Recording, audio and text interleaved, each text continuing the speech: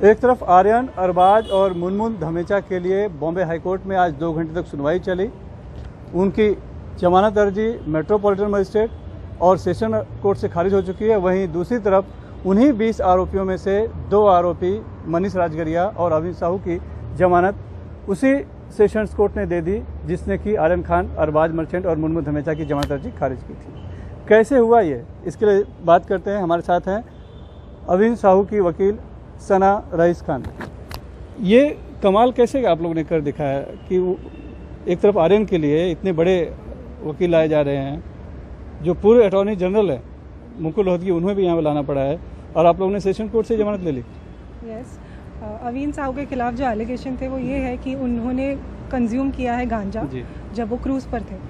उनके पास से भी कुछ मिला नहीं है, जैसे आर्यन के पास से कुछ मिला नहीं है। तो मैंने अपने आर्ग्यूमेंट्स में उनका रोल डिफरेंशिएट किया था, क्योंकि मेरे आर्ग्यूमेंट के एक दिन पहले ही आर्यन का बेल रिजेक्ट हो चुका था। तो वो ऑफकोर्स वो एक बैड प्रेसिडेंट था। तो मैंने उनका रोल डिफरेंशिएट किया और मैंने बताया कि कैसे मेरे खिलाफ कोई व्हाट्सएप इंक्रिमिनेटिंग व्हाट्सएप चैट्स नहीं है। यानी आर्यन खान और अविन साहू का मामला लगभग एक जैसा है, सिर्फ यही दोनों के पास रिकवरी नहीं है और दोनों के पास जो मतलब सेवन करने का भी आरोप नहीं है। मेडिकल टेस्ट इनका भी नहीं हुआ था। अच्छा। इनका भी कोई ब्लड सैंपल्स नहीं लिया गया टू कोरॉबोरेट कि इन्होंने कुछ कंज्यूम किया है कि नहीं, बस ऐसे ही उनके। लेकिन कॉन्स्पिरेसी में सबको कॉन्स्पिरेसी में सब 29 सब पे लगा हुआ है, सब पे कॉन्स्पिरेसी लगा गया। फिर अलग क्या था? वही तो मैंने अलग यही था कि मैंने तो रोल डिफरेंशिएट किया है। डिटेल्ड ऑर्डर तो वैसे आज आया नहीं। आपने रोल क्या डिफरेंशिएट किया?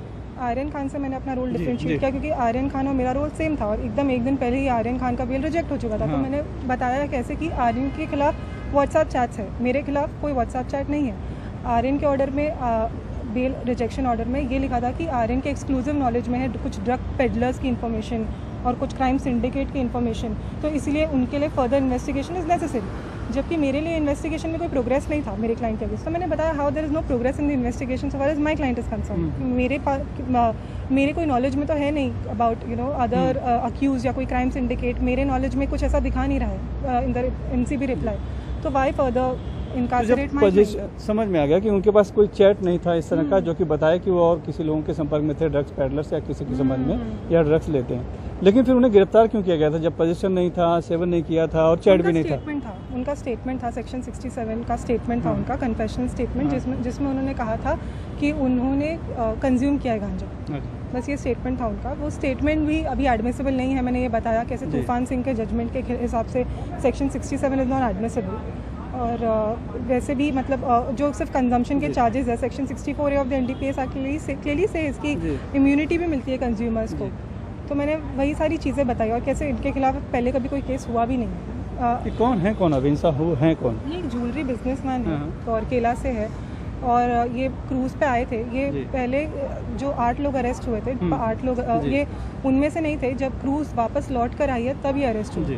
तो हाँ, क्या उम्र होगी, क्या प्रोफाइल है इन्हें? He is 30 years old and he is a jewelry businessman. वहाँ एंजॉय करने के लिए वो भी गए थे? एंजॉय करने के लिए गए थे वहाँ पर and he was not connected to any of the co-accused.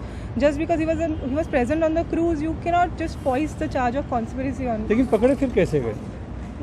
उनके एनसीबी के हिसाब से तो ये है कि उन्होंने अपना स्टेटमेंट दिया है सेक्शन 67 में और उन्होंने कहा है कि उन्होंने कहा कि उन्होंने कंज्यूम किया है गांजा। शक कैसे हुआ एनसीबी को? क्योंकि बहुत लोग थे, सैकड़ों लोग गए थे, सभी को तो नहीं पकड़ा।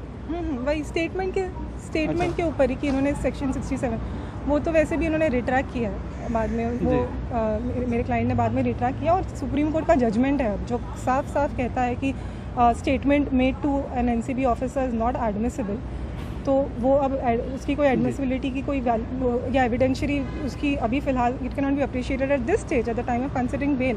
ट्रायल के स्टेज पे देखी जाती है, ये स्टेज पे तो देखी भी नहीं जाती। तो वही यानी चैट नहीं होना ही एक तरह से उनके लिए फायदेमंद साबित हुआ रहा है। हाँ, चैट उनके खिलाफ नहीं था, व्हाट्सएप चैट। और वो चीज़ को मैंने डिफरेंशिएट करके उनका रोल मैंने कोर्ट को अच्छी तरह से समझाया। कोर्ट कन्विंस हो गया और दे दी जमानत। अब ये जो है एक नजीर बनेगा यहाँ के लिए, कल रख सकते हैं। बिल्कुल, ये अब ये ऑर्डर डेफिनेटली आर्यन खान के ऑर्डर के लिए तो यूज़ हो गई 100%। धन्यवाद। तो आर्यन खान और अविन साहू का केस लगभग एक जैसा है, लेकिन सिर्फ अविन साहू के कोई चैट बरामद नहीं हुआ ड्रग से जुड़ा हुआ, जबकि आर्यन के पास से चैट बरामद हुआ है, व्हाट्सएप चैट ड्रग से जुड़ा हुआ, लिहाजा वो कहीं कॉन्स्पिरेसी से जोड़ता है, इनका ऐसा है। जबकि अविन साहू की कोई कॉन्स्पिरेसी से जुड़ता हुआ नज़र नहीं आ रहा है, इसीलिए कॉन्स्पिरेसी का चार्ज होते हुए भी अविन साहू की और मनीष राजगिरिया की आज जमानत हो गई।